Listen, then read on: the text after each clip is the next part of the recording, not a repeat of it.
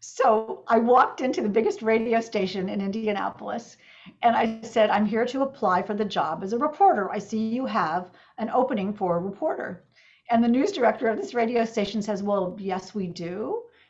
Where was the last radio station where you worked? And I said, well, no, I've never worked at a radio station. And he said, that's okay, that's okay. Television station, no magazine, no newspaper, no. He sort of looked at me and he said, well, did you go to journalism school? And I'm like, no. And he said, did you ever take a journalism class? And I said, no. And you could just, I mean, if you can imagine thinking about this now, it's sort of heartbreaking because this poor guy had this 20-year-old girl standing in front of him asking for a job that she absolutely was not qualified for, but I was persevering.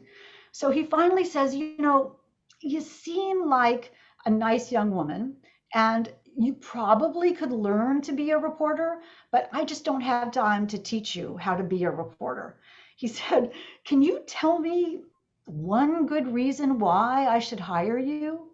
And I said, well, I can. First of all, I really want this job and I'll work really hard. And second, your license is up for renewal at the Federal Communications Commission right now, and you don't have any women working for you. And then I just smiled. And the next day I had my first job in broadcasting.